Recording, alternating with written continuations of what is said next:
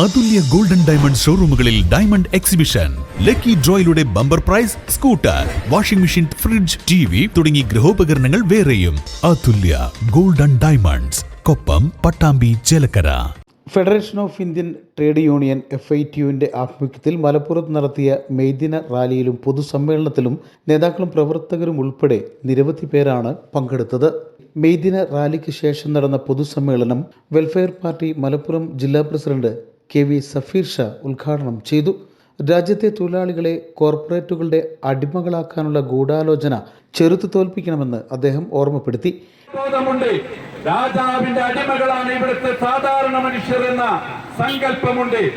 ഇവിടുത്തെ സവർണ മേധാവികളുടെയും ബ്രാഹ്മണന്മാരുടെയും കീഴിൽ വസിക്കേണ്ടവരാണ് ഇവിടുത്തെ താഴ്ന്ന ജനവിഭാഗങ്ങൾ എന്ന് പറഞ്ഞ് മനുഷ്യനെ ജന്മം കൊണ്ട് തന്നെ തട്ടുകളാക്കി തിരിച്ച് ജന്മം തന്നെ ശാപമാകുന്ന അവസ്ഥയിലേക്ക് ജനിച്ചു പോയാൽ പിന്നെ അവന് ഒരു ഉയർന്ന സാമൂഹികാവസ്ഥയിലേക്ക് വരാൻ തന്നെ യോഗ്യതയില്ല. കാരണം നിങ്ങൾ ജനിച്ചു പോയത് ഇന്ന കുലത്തിലാണ്, ഇന്ന വംശത്തിലാണ്, ഇന്ന സമുദായത്തിലാണ്, ഇന്ന ജാതിയിലാണ് എന്നതിന്റെ പേരിൽ തന്നെ മനുഷ്യന് അവകാശങ്ങളെ, അവന്റെ പുരോഗതിയെ, അവന്റെ വളർച്ചയെ ഒക്കെ റദ്ദ് ചെയ്യുന്ന ഒരു സാമൂഹിക ക്രമം രാജ്യത്ത് സ്ഥാപിച്ചെടുക്കുന്നതിന് വേണ്ടിയാണ് സംഘപരിവാർ ശ്രമിച്ചുകൊണ്ടിരിക്കുന്നത്. ഇത് നമ്മളൊക്കെ മൈക്ക് കെട്ടിയിട്ട് 4 പ്രസംഗം കാച്ചിക്കളയാമെന്ന് വിചാരിച്ച് പറയുന്ന കാര്യമല്ല.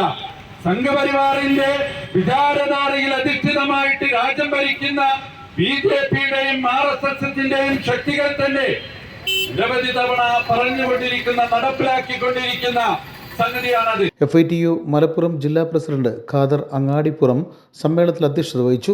വിവിധ ട്രേഡ് യൂണിയൻ ജില്ലാ നേതാക്കളായ Seythali Valambur, Alavi Vengara, Salim Paravanna, KM Kutty, Shanu Parappanangadi, Ashraf Edappatta, Seythali AK, Abdul Nasar C, Hadi Hasan, Rajeena Valanchery, PP Muhammad, FITU ജില്ലാ ജനറൽ സെക്രട്ടറി NK റഷീദ്, ജില്ലാ സെക്രട്ടറി സക്കീന U തുടങ്ങിയവർ സമ്മേളനത്തിൽ പങ്കെടുത്ത് സംസാരിച്ചു.